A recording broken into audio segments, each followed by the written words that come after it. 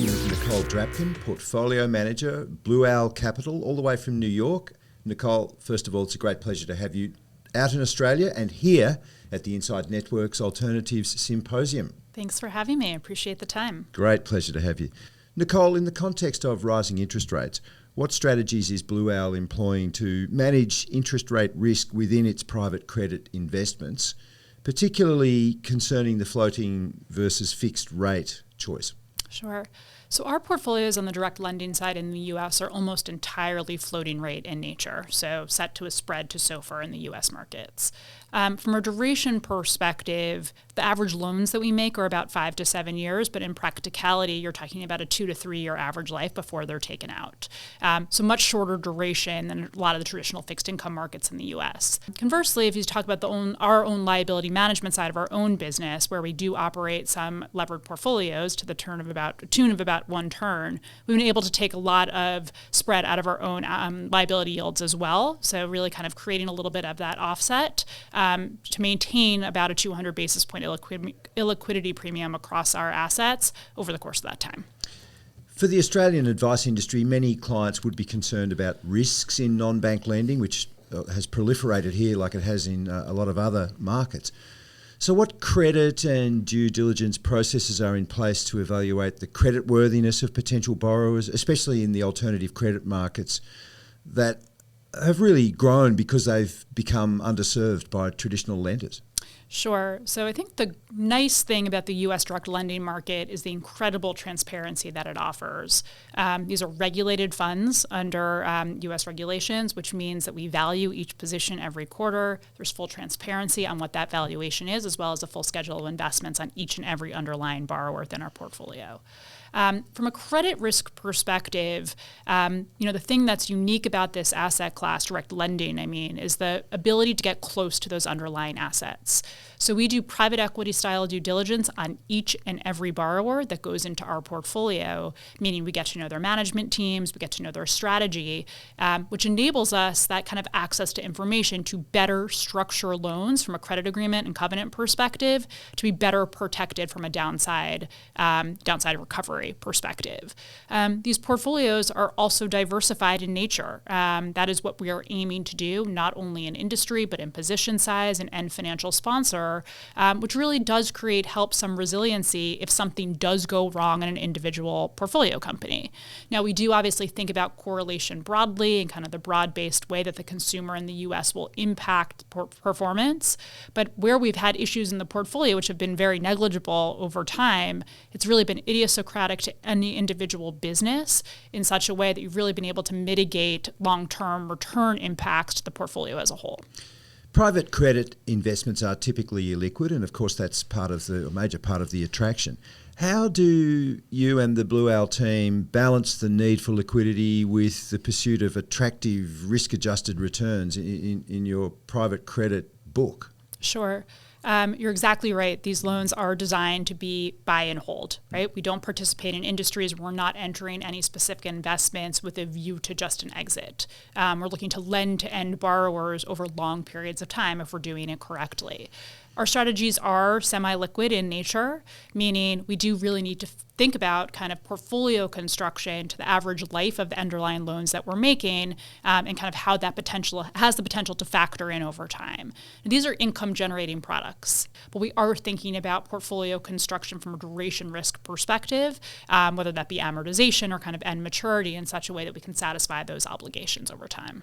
I mentioned in a previous question that non-bank lending has proliferated. So, of course, we're now seeing evolving regulatory approaches and components to that. So what measures does Blue Owl take to stay ahead of that, to stay ahead of the way regulation is catching up in the private credit industry?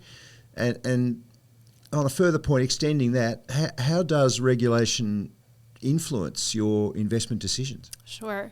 So you're exactly right. Direct lending as an asset class really came about post-global financial crisis. That being said, the regulatory environment is not the only reason this asset class exists. And so I think it's a misnomer in the market to say that the only thing direct lenders are financing are things that couldn't get done into the broader syndicated markets. It's just not true.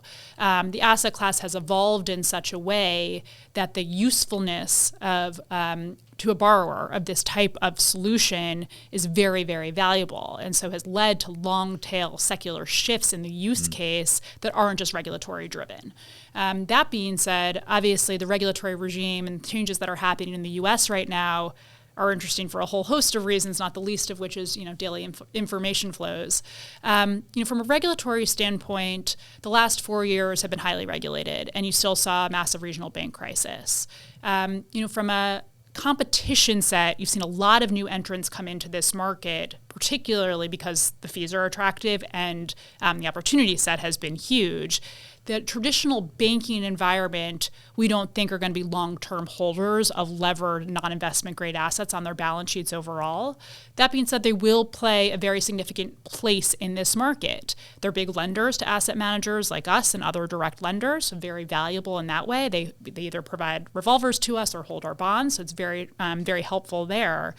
We don't think they're going to provide some new competitive threat in any meaningful way from a long-term asset holder perspective. Now, the competitive landscape is certainly there, and I think it does come down to manager selection being incredibly, incredibly important, particularly as you've had newer entrants. Value differentiating in this space as a par lender really comes down to the ability to generate pipeline, to generate very strong asset level selection and credit selection, and have the resources and capabilities to work out things if they do go wrong. And so I think a lot of the newer entrants, that's a little bit more challenging because these are businesses that require tremendous scale in order to do it effectively. Nicole, the Alternatives Symposium closes with a workshop that explores the institutional approach to alternatives. A lot of advisors would probably think they'd like to have their starting point entering alternatives is to look at the approaches of institutions, try to replicate those approaches and those allocations. So what advice would you have for advisors who, looking at the allocations they may make in private wealth and what they can draw on from the big, say, pension funds or super funds in our context? Yeah, so I think private credit and direct lending specifically, the way we at Blue Owl have kind of attacked that opportunity set, wealth and institutional have been equal players as we kind of thought about diversifying our business over time. I think where private credit is incredibly unique is so much as there's strategies that exist for the wealth community, obviously perpetual in nature, that provide some of that liquidity, but from an asset selection perspective and portfolio construction perspective will look identical to what we offer our institutional clients across the globe. And so when you think about it from a portfolio construction standpoint, the credits and companies that are going into these portfolios are exactly the same, whether they're going into the institutional channel or the wealth channel. So from that perspective, you're creating yields right away, income generation right away on developed and seasoned portfolios over time.